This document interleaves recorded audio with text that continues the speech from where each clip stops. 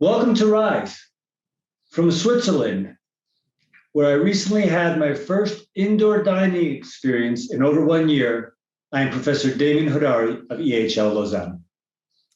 From very lovely, thank heavens it's summertime, London. A very good morning, good afternoon, good evening, wherever you are in the world. And thank you for joining us for Rise. We are on day 409, season 3 finale, and we are so excited that Demian changed his shirt in the last 10 minutes from his finale blue to a very professional and sophisticated black.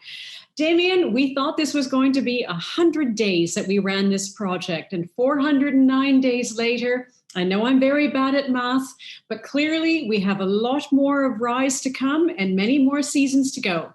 As we know, we have new waves of COVID-19 being announced, new restrictions being imposed, we have new names and being given to strains that are appearing around the world, and new fears are emerging for travelers. At the same time, but so many people around the world are wanting to go on holiday and finally reunite with loved ones near and far, which is why today's Rise is so important.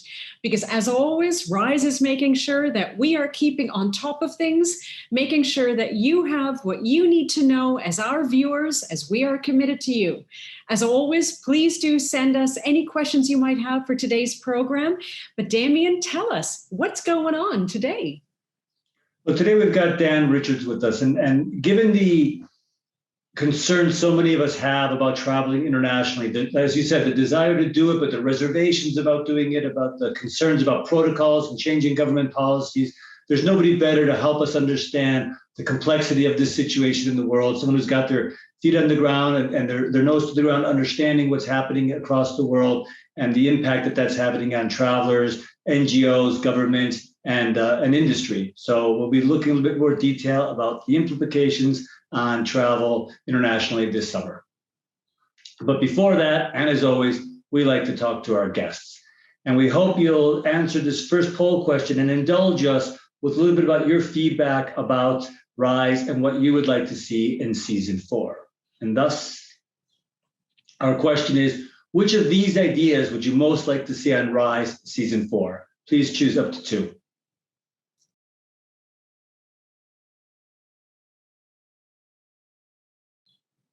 Wow. All right, nice, more intelligence partners, and that's great, Anita, because that's definitely something we've been planning for season 4. And I think the change that I'm most excited about for season 4 will be bringing on additional partners like that. So I'm excited that the audience agrees with us. This is so lovely to see. And as always, Demian, this was created for our viewers, with our viewers, because of our viewers. So even during the time between season 3's finale today and when we kick off season 4, which we'll tell you about, we ask, please, our viewers to please drop us a message. Let us know what you want, because this is incredibly valuable to make sure that Rise is always for you, about you, and with you. And that includes you, Demian. Yeah. Everything's about me. So thanks everybody for that. So where in the world are we? My goodness, June the 7th. Who would have thought? 2021. So where in the world are we? And as always, this is what we at Rise feel you need to know about based on what's going on in the world. And as we've done from the beginning, we've shifted to the next normal to get a sense of what are people looking at in the future? And I thought this was fascinating. McKinsey and Company put this out, one of their choice slides in terms of graphs recently about rethinking, reskilling. What is the job market looking at? And I thought this was fascinating from the point of view of over 700 leaders interviewed about what are they looking at rehiring in the future.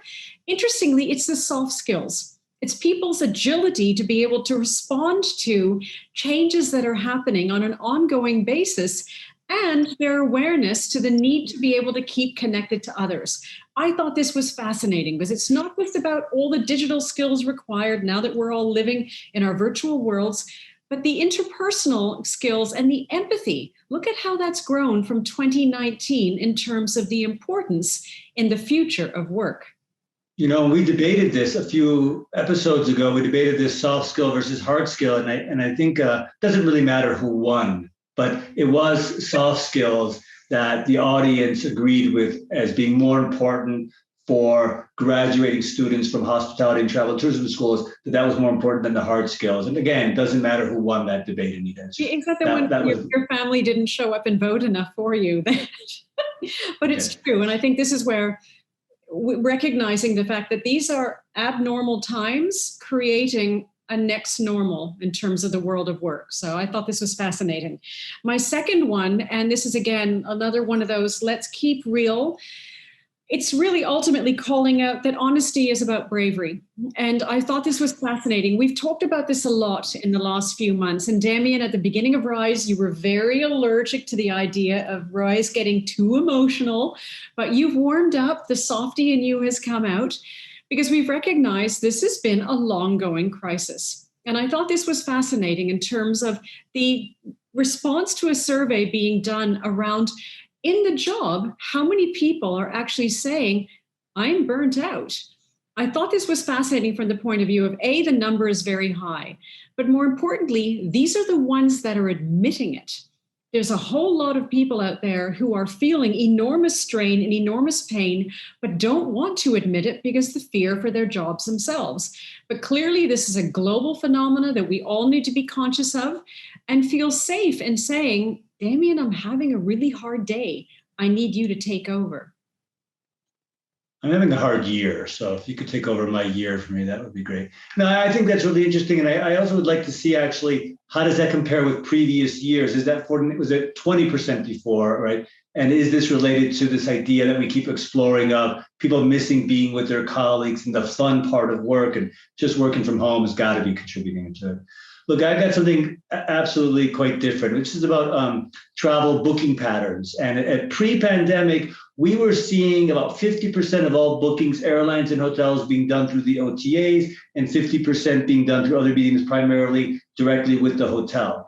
And if you look at this number here, this is from April. These are US travelers planning a trip to take place, I think, sometime before the end of the summer. And you can see both airline and accommodations are higher than they've been in the past. And this is basically telling us consumers are more confident in booking directly with the airline, directly with the hotel than they have been over the last few years, primarily because they are more confident that those airlines and hotels are going to respect changes and provide less penalties, refund them more easily than going through the OTAs. And I think the interesting thing here will be, is this a long-term trend? Are consumers back to booking with airlines and hotels for the long term, which obviously would be what the airlines and hotel companies would want at the, and obviously the OTAs not be in favor of. So again, as we've been exploring the last year, what changes over the last year are going to be long lasting? And is this the one of them? And this is an extremely important one for both industries. So something to keep your eyes on.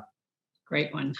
I have happily giving up my second data point to the one and only Jan Freitag from our partner at STR, who is talking about something today which is close to both our hearts, about labor, and something we've been exploring over the last couple of months in this show. And I think it's important that everybody pay attention and understand from Jan the implications on our industry. So over to Jan. Hello, Rise. Hello, Anita. And hello, Professor. Thanks for having me back. I hope you are well and well vaccinated. Appreciate to be with you again today for my quick 3-minute data dash. And today I want to talk about a topic that's arguably a cloud on the horizon for a lot of people, which is access to labor. Or if you want to sort of be flip about it in a tweet headline, who's going to clean the rooms? What we're looking at in the first slide is Bureau of Labor Statistics in the US tells us that we had roughly 2 million people pre-COVID in the hospitality and accommodation industry. Today, that's 1.5 million. If we're saying, hey, we're going to have occupancies and room demand back to 2019 levels, we arguably need another 600,000 people. And when we talk to our clients, general managers, regional managers of housekeeping or of revenue management on the ground, they're telling us, man, hiring is tough. Why is that? Well, it's because people got furloughed and laid off, a year ago, and now they have new careers, right? Amazon has hired, for $20 an hour, plus healthcare, plus what's called a 401k, a pension plan. Those are very, very attractive jobs.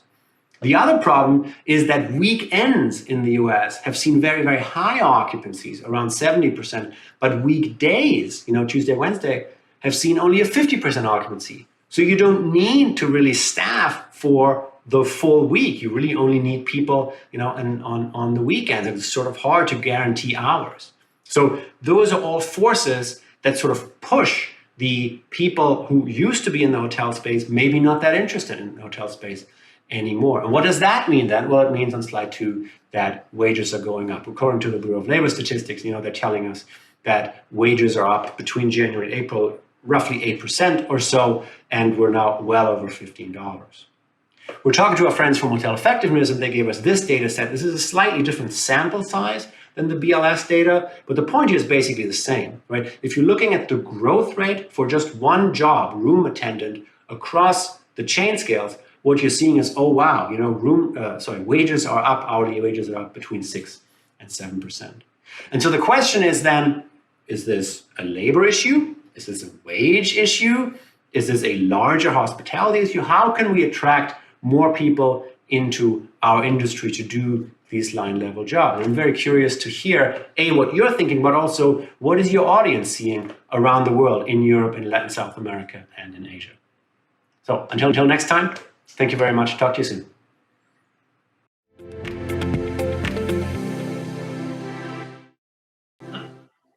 I just absolutely, and I've been saying this for episodes now, this is the fundamental issue impacting the industry now. And I think the most interesting part of it is, a year ago, with all the forecasting that we do, right, in strategy and thinking about the future and forces driving change, et cetera, I didn't see anybody, including myself, saying we're going to have a labor shortage problem in a year. Nobody's foresaw this. And so what other implications and ramifications of this past year are out there facing our industry and other industries that we have not yet recognized? And I think we have to acknowledge we're not that bright. We don't know what's going on, and we don't know what will happen. And I think this is just a great example of that. I agree. And I think the fact that you said that we're not that bright and you changed your shirt from your Smurf blue is an indication of That's that. why I changed it. You said I look like a Smurf. I love the Smurfs. But I think importantly, I love that Jan does this because of all the things that he could share with us. He chooses to share what is most valuable to our viewers and most informative.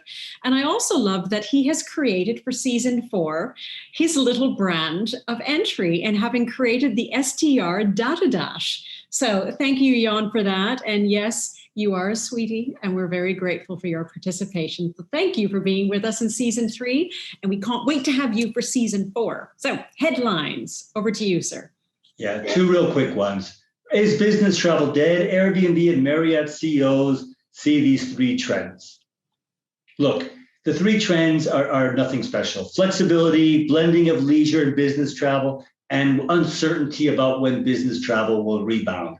What I thought was the most interesting here was nobody has any idea what's happening. So just like we didn't see a year ago the labor shortage, you ask 3 experts, an airline expert, a hotel expert, and a short-term rental expert, founder of Airbnb, 3 completely different perspectives. Oh, it's already rebounding. A year from now, everything's going to be fine. Another one saying it could take 10 years to have levels that we had pre-pandemic. And the third one saying it will never come back and it will never look anything like it did before. 3 highly paid, highly educated, highly intelligent people from similar industries being driven by similar changes. No one knows what's going on. So, anyone who's trying to forecast and give you these predictions and you're basing your business decisions on these kind of forecasts, be extremely cautious about this. Personally, as the Grouch, I agree with Brian saying it's never coming back and it's never going to look like what it's looked like before. And unless you're being proactive now and changing your business model to adapt to these longer term implications because you're hoping, right? I think that's a big problem. Great one.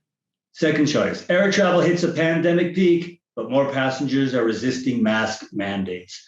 Look, no one's happier than I am, except for maybe you, that air travel is back. People are flying. Airlines are scheduling more flights. They're hiring more people. People are back to work, and we can all travel. But when you see what's been happening on airlines, where customers are continuing a year into this to refuse to wear their mask, even though it's federally mandated, even though it's been proven to be a safe standard. You're in an enclosed space. You've got workers who have no choice but to be there. And it's not a criticism against anybody. What it is, it's we as a society, as a people, we have still not adjusted to the virus having impacted us, and we are still not able to adjust to everybody, people being vaccinated in large numbers, not everybody yet, still concerns, and finding this balance between business and growing businesses and traveling and respecting safety and respecting protocols and laws. I'm concerned about this imbalance and this inability to find a safe and sweet spot in which we can all coexist. So again, a little pessimistic about this summer and what increased travel means for society at large. I think you make such a great point, Demian, because we've been saying from the beginning, just because one part of the world is pulling through does not mean that the world is pulling through. We know that India is just trying to get moving again after all of its trauma. South Africa is now going into a third wave. We know what's happening around different parts of the world, Vietnam having just identified a new mutation. People are frustrated and are comfortable in the discomfort zone. That does not make it okay. And you're absolutely right. And again, it's lovely to see your softer side come out, Professor Hodari. So thank you. And your aviation side. So two that come out to me that I've been very growly about is the whole issue around the naming of variants and challenges. And as I say, people are getting comfortable in the discomfort zone. And this headline really hit me in terms of border to shut down. We saw that very quickly. France on a Friday identified the fact that they need to actually stop the UK coming in because of the challenge of the new strain being carried across. Saturday, they decided to go ahead and change the regulations. Friday, the regulations changed. It's happening so quickly that it is unnerving travelers. But what worried me was that the whole Brits banned from entering France from Monday unless they have compelling reason to stop the spread of the Indian variant. This has become very personal, and that's wrong. That is fundamentally wrong because no one actually experiences COVID-19 as a choice. Everyone is a victim of it. And to have now countries and individuals accused of having it labeled is very unnerving.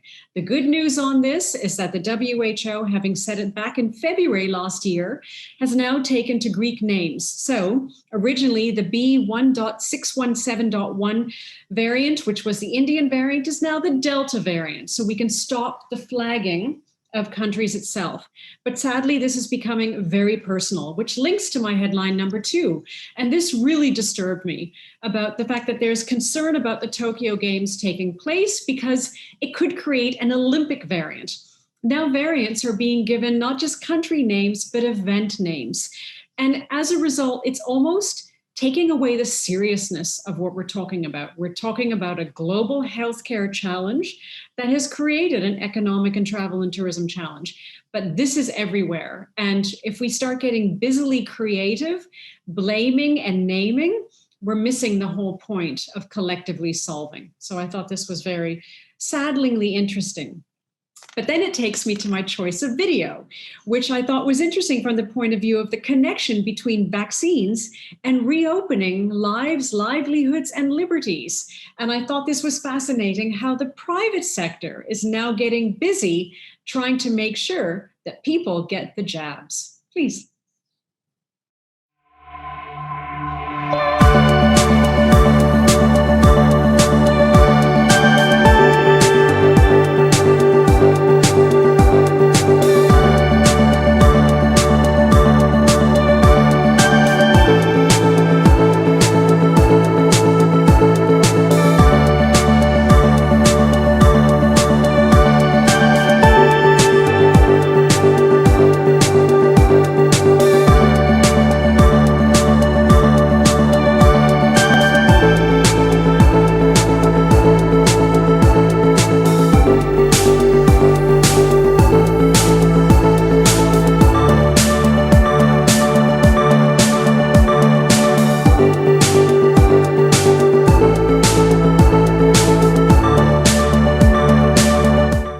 Really good, Anita. Very good. And no aviation. How's that? It's our finale. Yeah, free international trip if you get vaccinated would be welcome. I have 5 tickets to buy to the States, so that would have helped me out. Look, back to the audience with our second poll, and just as a lead in to bring on Dan, we've got a relevant question that we want to get his feedback on, but first we want yours. What concerns you most about traveling internationally in the next 3 months? Choose just one, please. All righty. And the results. Forced quarantine isolation still number one. I think we had a very similar result to a similar question almost a year ago going into last summer as well. And border closures, right? I think it's similar to what's just been happening this past weekend, as you mentioned. So any surprises there for you, Anita? No, I must say 2 out of 3 people saying don't want to get stuck, whether they're home or on return, is not a surprise, and completely agree. That's the cost of travel is no longer the financial cost. All right, and let's bring on Dan and see what he has to say about this, and if that's what he's picking up from a much wider sample that their organization encounters. Stunning. So as our season 3 finale and drum roll, we have the perfect executive in residence. It's Mr. Dan Richards. Why do we have him? Because so many people are wanting to get back out there, get traveling, get their holiday time in. However, we know they're worried. So Dan Richards is the founder and CEO of Global Rescue. It is a leader and pioneer in travel services industry, offering integrated medical, security, travel risk, and crisis management services. We rely on Dan not sleeping so we can sleep at night because he's worrying about all the challenges. Delighted to say that he's a regular contributor to CNN International, so delighted to have us on one of my favorite clients, Airwaves. And importantly, he currently serves on the U.S. Travel and Tourism Advisory Board. So Dan, you know what we don't want to know about, but we want you on today to give us your perspective of how can we be confident that where we're going is going to take care of us. So Demian has an important question for you. Well, I guess my first question really is that, are you surprised by those results? Is that what you're picking up on? People are worried about the border closures and being forced to quarantine, or are you seeing something different on a wider scale? No, Demian, but first let me just say, Anita and Demian and Rise, thank you for having me on this morning. It's a real pleasure to be able to talk to everybody about this topic. So what we're seeing mirrors exactly what you're stating, and that is that traveler confidence regarding their ability to travel and not get COVID is skyrocketing. But unfortunately, the concerns with respect to border closures, quarantine, friction in the travel process continues to be very significant. So we've done some polls of our consumer members at Global Rescue, and that it aligns with the poll results that you just got, which indicates that people are still very concerned about being stuck somewhere or being prevented from getting from point A to point B or getting stranded somewhere in between. And I'm just going to ask a quick follow-up, Anita, and then turn things over to you. Do you see this changing in the near future? By the end of the year, if we ask this question 6 months from now, are people going to be much more at ease with this, or do you forecast this is just going to continue for the longer term? Well, none of us has a crystal ball, of course. So everything that I say is, projection on one hand and hope on the other. But here's my hunch. If I had to bet, I would bet that there are going to be certain parts of the world where 6 months from now, or maybe even sooner, I hope even sooner, these travel restrictions, the quarantines, the friction that's involved in the travel process is just dramatically reduced. And there's a reason for that reduction, because the populations that live in these places have had such low COVID infection rates for a period of time that governments feel confident in reducing those restrictions. Look, at the end of the day, if the public healthcare systems in these countries are able to deal with some low level of infection, then the need to test, to quarantine, to do all those things basically falls away. And they're able to get their economies back on their feet, and people are able to start traveling again unimpeded. And that really is our hope. And I'm an American, and I'm on the line today from New Hampshire, and my hope is that in the United States, because of our falling infection rates, that we are very soon able to drop those kinds of restrictions. And I expect that to happen. Dan, to that point, and before we dive into our questions, Demian and I often get very greedy and ask you all the questions, but I want to ask our viewers, please do send through any questions you have so that we don't monopolize the conversation. But a question for you in the meantime. One of the beauties about what you do is that you have a remarkable sense of inner keep in the eye of the storm, which allows you to help guide governments around what they need to be aware of and responding to so that travelers do feel confident. If something does happen, they've got their backs. What are you finding you are having to alert governments towards being prepared for so that they can prepare for tourists who feel trustworthy and trusting in destinations being ready? Well, that's a great question, Anita. And it's really a couple of things. Number one, there needs to be predictability when it comes to the protocols with respect to entering and departing a particular location, right? The whipsawing of protocol and change and all of that, when it happens quickly, really throws people for a loop, and it makes them not want to book to go to that destination. That's number one.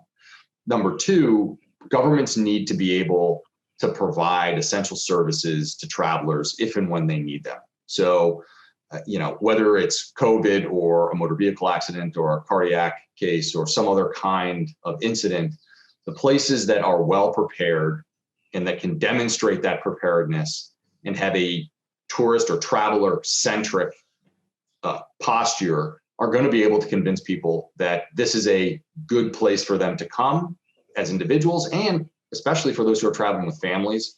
If you've got young children, for instance, as I do, knowing that the infrastructure and that the resources are in place to be able to take care of us if and when something happens is really, really important. So that's one of the things that we help advise and prepare governments to deal with, so that they can convince the traveling public that their destination is a destination that is safe, secure, and is concerned about the individuals and families who will be traveling there. Indeed. And I think building on that, because we were talking in the tech check earlier, we are travelers, we are them, in addition to the fact that we're tourism practitioners. I always thought that leaders are in the most terrifying position this last year because they are experiencing it personally, and yet everyone's looking to them for questions. How receptive are you finding leaders to be able to really get out there and speak about what travelers need to know? Because we talk a lot about just the checking in. It's very easy to throw stones at the people who sit in the seats of power and who are forced to make decisions during really difficult times, right? We haven't seen anything like this. Certainly nobody who's alive has experienced anything like what we've been going through. It's been more than a century since we've had a pandemic of this scale. And so criticizing them is easy to do. By the same token, there are certainly some countries and leaders that have dealt with this better than others. And frankly, we've seen a real diversity of approach within the United States itself, right? We've had some states that have been very restrictive, other states that have not been very restrictive. And I think what's going to be really important for us is to learn as a global community, as the dust begins to settle, the lessons from this, and to be able to put under the microscope and to build case studies so that we can take these learnings and apply them in the future. One of the things that I do for the U.S. government and the Department of Commerce is I chair the technology subcommittee. And what we are really concerned about doing right now is figuring out how to prevent the next pandemic from taking root and destroying commerce and destroying our industry. And the very interesting thing that exists today is the technology that we need is in development and is very close to being able to detect airborne pathogens, on exhaled breath, because we're the vectors of these diseases, very, very soon. So I don't know. I'm of an age where I grew up watching The $6 Million Man, where they rebuild this guy with technology and say, we have the technology, we can rebuild him. And so we have the technology, we just have to have the political will to actually use it and apply it to this use case going forward if we want to prevent the next pandemic. And the blessing of this pandemic is that it's accelerated people's determination to make those technologies come to life. So that's 100%.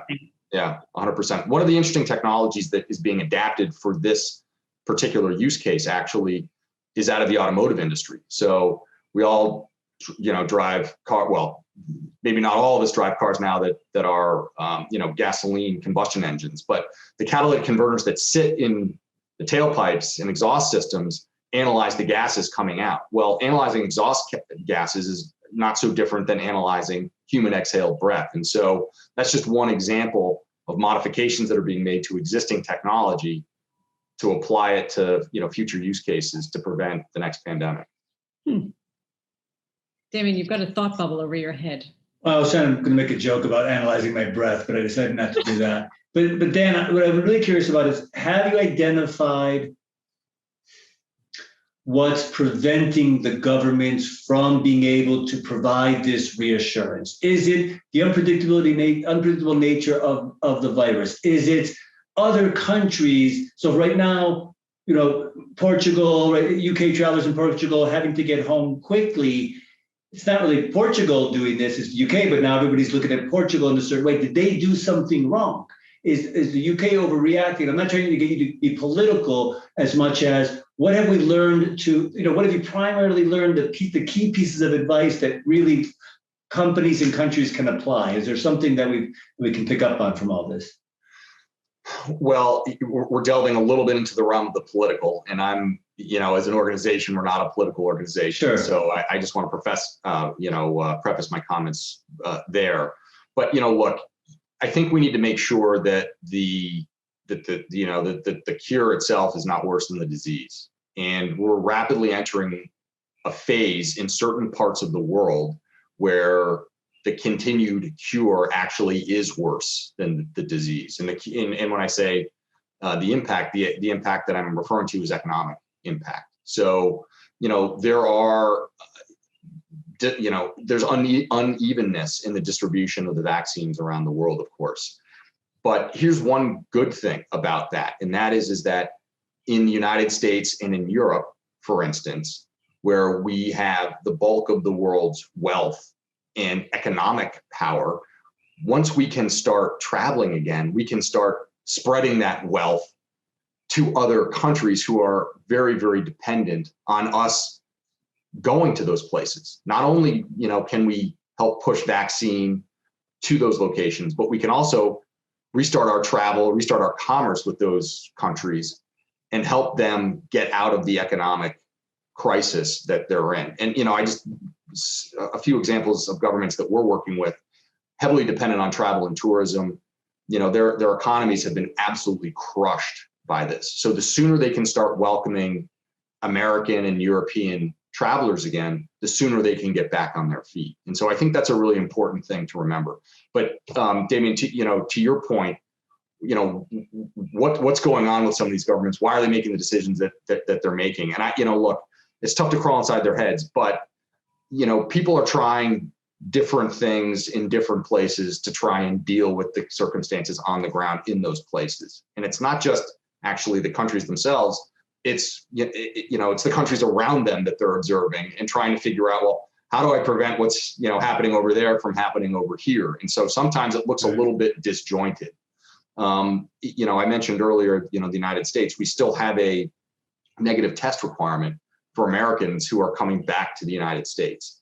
And at this point, with more than 300 million Americans who have received at least one shot and infection rates falling in all 50 states, that doesn't make any sense. And it's restrictive for our travel and for us to start exporting American goods, services, wealth, everything else that comes with travel, all the positive externalities that come with travel around the world.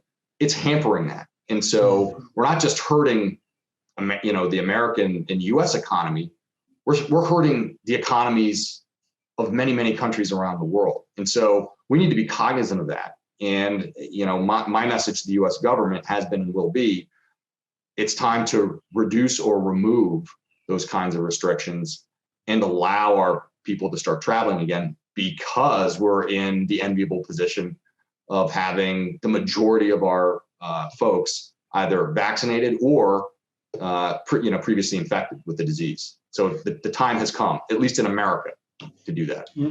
Thanks. Well, with that, the time has come because we have some questions from the viewers, please. Sarah, for one final time, can you tell us what questions you have from our audience? Yes. Amir asks, how will the future of hospitality, travel, and tourism benefit from the tech innovations that you mentioned earlier? Great question. And Amir, thank you for asking it. I think we'll find ourselves in a position, at least I hope we will, and we are going to need the political will to do it. But I hope we find ourselves in a position where we're actually able to prevent the next pandemic by using these technologies to be able to identify carriers of future breath-borne diseases very, very quickly, easily, and non-invasively. And so, I think the future looks like a situation where, particularly in transport hubs like airports, we're all very used to now going into the tube and holding our arms above our head and getting scanned before we get on an airplane. It's quite possible in the future that you get into that tube and the door closes. And in addition to getting scanned, the air actually gets sucked out. They ask you to exhale, the air gets sucked out, your breath gets analyzed, and you're confirmed to be free of whatever the pathogens are that they're looking for. But that will be an opportunity for us to identify very early in an outbreak and to prevent it from becoming a pandemic in the future. So there's a lot of different technologies that could be applied, but that's certainly one way to do it. Nice. Sarah, another question for Dan. Yes. Jennifer asks, what did Global Rescue focus on before the global pandemic, and how has your job evolved since the start of COVID-19? Great question. Thanks for the question. So we're a travel risk and crisis management and response company. So whether it's COVID, and we were actually, we had personnel who were dealing with this emerging crisis in January in Hubei and in Wuhan in China, or Ebola, for instance, where we were involved, during that outbreak, or basically every major crisis of the last almost 20 years, earthquakes, volcanoes, tsunamis, the Arab Spring, civil unrest, war, terrorism, you name it, we're typically involved. But we spend our day-to-day, for the most part, dealing with much more mundane things that people encounter, and frankly, helping enterprises and governments meet the duty of care that they have to their employees. So we sell memberships. That's a little bit like AAA or the Auto Club, but not for your car, for your body. So anywhere that you have a medical or security problem anywhere in the world, we'll deploy personnel and help you to deal with it. And if you're an organization that is concerned about meeting the duty of care, trying to figure out how do I get my employees A, back in the office, or B, on the road traveling again, we help people solve those problems by putting medical and security and other kinds of crisis management protocols in place. So thank you for the question. I must say, Dan, I look forward to one day reading your memoirs, because I must say, I think they are going to be absolutely fantastic. And I think you're one of those scenario players who looks at cases, worst case that could happen, so we don't have to worry about it, because you're a few steps ahead of us in that. So from the team at Rise, we're really grateful, because it's easy for people to get basically paralyzed by the paranoia. And it's nice to know that you're out there working with the governments to make sure that the fears of the travelers are able to be answered, even if the answer is, we don't know, but we're with you and we'll figure it out. So I'd like to express a huge thanks before I hand it over to Demian, because he gets very emotional about these goodbyes. Sure.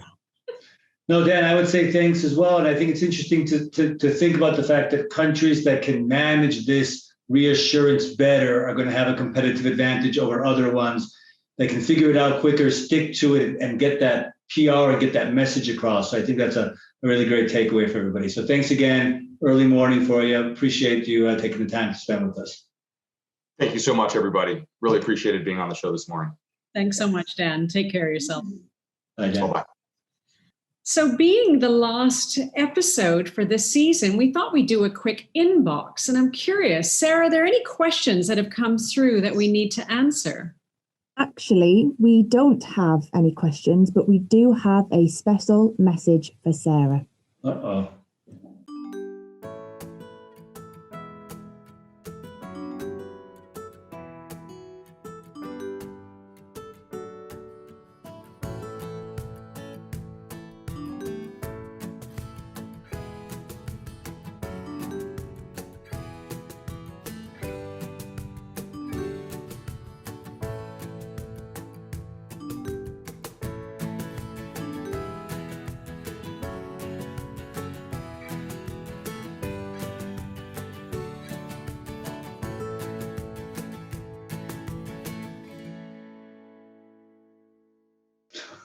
Why am I there? Oh, that was her holding that picture of me. Yes. That was good.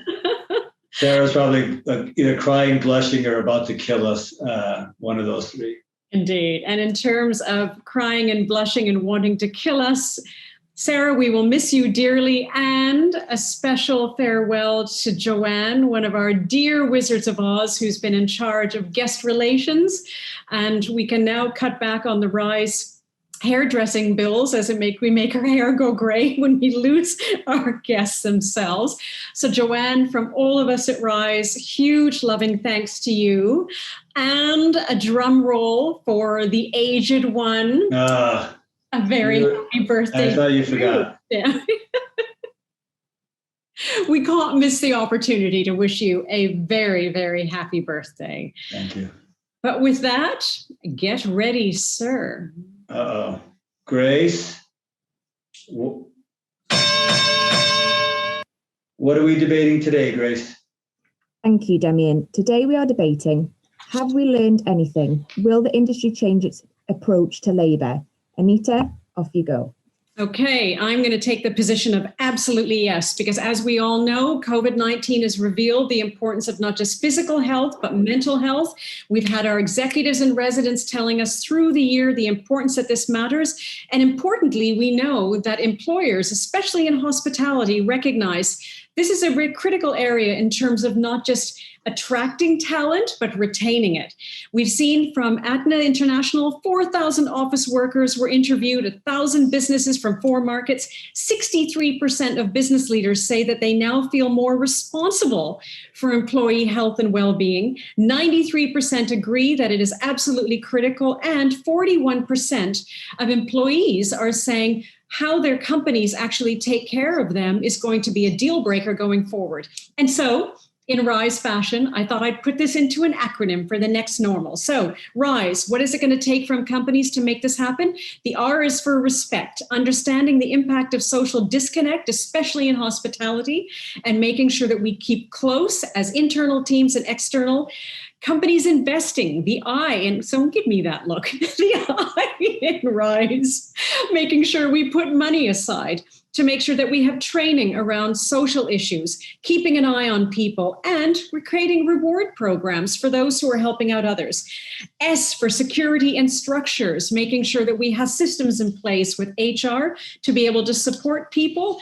And importantly, the E, engage. Keep communicating, make sure it's two-way, checking in on people honestly and often, and making sure we continue to provide support. So, is it going to change? Absolutely, because it cannot not change. We've all gone through this, and we're all going to get through it better together. We cannot go back to the old ways. Sir. It's an alarm to wake you up, Anita, because you're dreaming. You're dreaming. You're dreaming. I mean, with this, it's like the sustainability discussion. This would be great. I am not saying I wouldn't want this to happen, but look, there's Jan said it. What was it? 500,000 people have refused to come back to work in the hospitality industry because they recognize nothing has changed. Even throughout this pandemic, companies until very recently were continuing to fight the idea of raising minimum wage to a respectable $15 an hour, a livable wage. No, we cannot pay people that much. Meanwhile, top executives making millions and millions. So we're not seeing any fundamental desire or internal need to change from these companies. Unless they absolutely have to, they won't. What will they do? They'll take these short-term solutions, right? We're going to pay people a bonus for signing. We're going to raise wages temporarily. We're going to give in where we have to. But as soon as we don't have to do that anymore and we can stop impacting the bottom line with higher wages, we're going to. What are companies going to do? They're going to become more efficient and need less labor. Look at the kiosks in fast food restaurants, at airports, and at hotels now. Why are they doing this? To need less labor, not to treat labor better, but to reduce the need for labor. So yes, there's going to be a financial pressure on companies. They're going to have to do this, but they're going to do what they can to reduce the need for labor, not to improve situations for labor as much as we would wish that they would.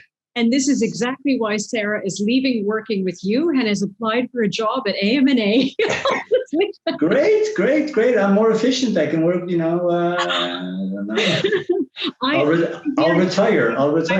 I hear your point of view. I'm saddened by your point of view because I have much greater hope and faith in humanity to having not wasted this time. They might not have done it yet, but it does not mean that policies are being relooked and the real value of employees is not being reexamined. Everyone knows this needs to change, and I fundamentally believe that yes, it will. Okay. Find me one fundamentally better condition at any of the existing major hospitality companies that isn't short-term focused, that isn't a stopgap solution, a fundamental change in culture and respect for people. I've searched it. I haven't found a single one. Because we're still locked in. We're still growing through the pains. We're still in the middle of a pandemic. And you can't make an assumption now for what the long-term impact is going to be. That is just sad, and there's a reason for an aging grouch. You're drawing a conclusion as well. You're drawing a conclusion that things will change, and I'm drawing the conclusion that things won't change. Because I have hope, and I'm younger.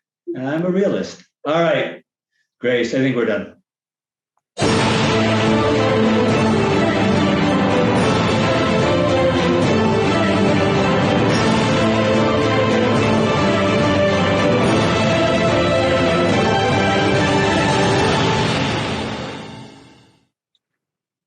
Okay, everyone, it is time to choose your winner.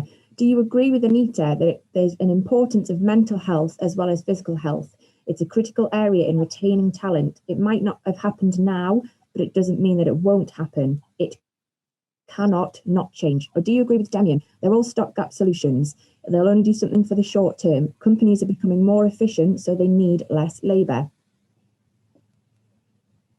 She's good at this. She's really good at that.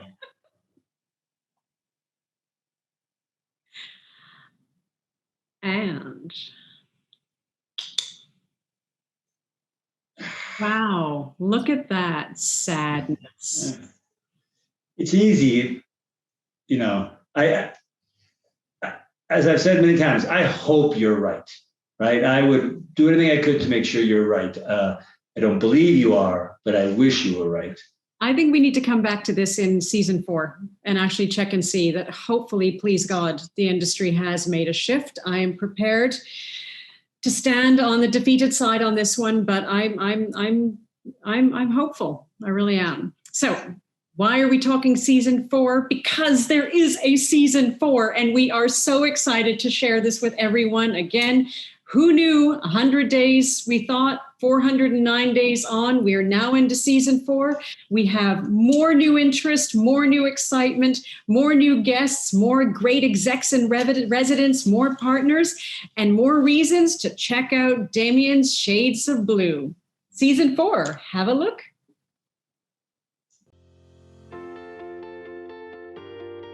It was a time that none of us will ever forget. Our world was changing. Borders, businesses, and skies were closing. Travel, tourism, and hospitality were grounded. We couldn't travel. We couldn't see our family, friends, colleagues, and students. We felt uncertain about the future of our industry. And so we created Rise, a place to come together, to stay safe, stay strong, and stay hopeful. To try and make sense of what was happening. Connecting to stay meaningfully informed, inspired, and ready for the next normal. It's all about insightful, informative conversations with Rise viewers, with industry leaders across the world.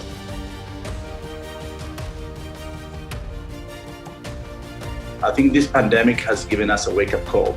We always say that tourism is resilient, it will come back, but not the same way. But this effect of this pandemic is different. When we open up, it must be different. What we're seeing is that this is a truly global situation with the pandemic. So everybody has been hit at the same time. And there really is no winners or losers. We're all in this together. You know, in times of crisis, people go to trusted news sources and organizations. One of the things that we've all had the opportunity to do over the last few months is to dream about that next holiday, that next destination.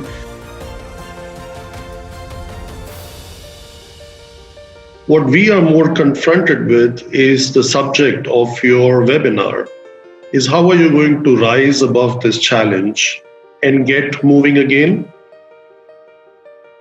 What I had to do, and I don't know if I did it well, but I had to do it, was to move from being a peace general to a war general. And a war general has to problem solve really fast, has to accept that speed trumps perfection, has to accept to make mistakes for the greater good. I think people who are 20 years into their careers are going to have a very difficult time of recasting themselves, but younger people, the exact opposite. I think people in some ways have been freed to transform in any way that they like, and they're prioritizing that more now than they did in 2019 when the world was spinning out of control.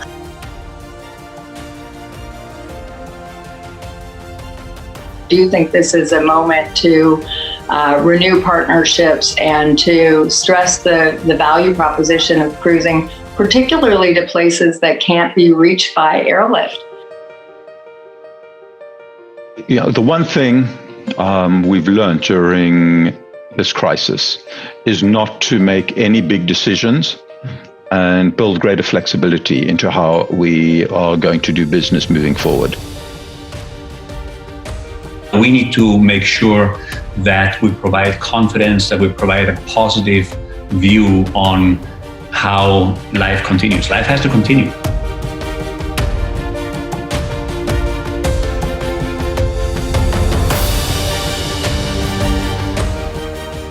Together, we found common ground across the world, across the spectrum of students, graduates, professionals, and of course, professors. RISE became a passionate, inquisitive, global community for those in the travel, tourism, and hospitality industry. We would like to personally invite you to become part of RISE. Share your expertise and knowledge with our viewers and reach the next generation of leaders in our industry. Join us.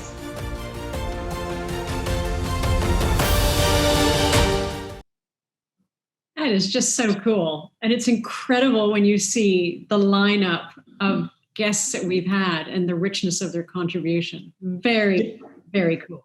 Yeah, and it might come across a little bit like, oh, congratulating ourselves, which maybe we are a little bit, but I think it's really congratulating the industry and the leaders for taking the time like Dan did today to speak to this very specific audience and not to come, if you've noticed over a year, no one's tried to promote their business or raise clients through this. It's really about sharing expertise, sharing knowledge, and helping everybody get a little bit better educated and a little bit more confident about the industry. So big thanks again to everybody who's appeared on the show, to STR for being a partner, and to everybody who's going to be on the show in season 4, which starts in September.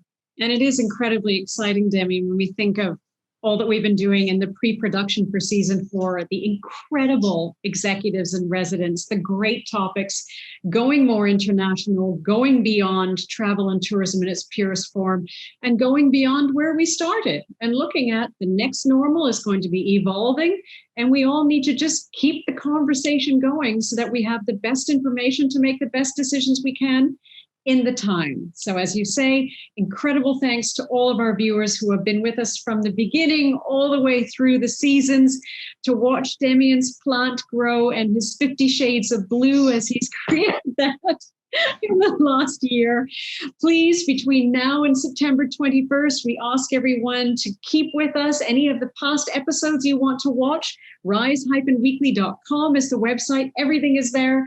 We've got our Rise and Shine blog on the website as well. Keep connected. Keep letting us know what you want to hear. We really are here for you, with you, and because of you. So before I hand it over to Demian for the drum roll and the close, from my side, loving thanks. Take very good care of yourselves over the next almost 100 days. And as always, thank you for joining us on Rise. Stay safe, stay strong, stay hopeful, safe travels, and stay with Rise. God bless. Demian, over to you. I don't know what you leave me to say other than it's been a great honor to speak to everybody on Rise throughout the first 3 seasons, and especially these tumultuous last few months. Who knows what the summer is going to bring? We may be entering a completely different world when we relaunch in September, or it might be more of the same. Either way, Rise will be here. We'll be here talking about it and working through the situation with everybody and our executives. So have a great summer, everybody. Travel safely, and definitely keep your eyes open for Rise Season 4 starting the 21st of September. Bye-bye. Take care. And bye, Sarah.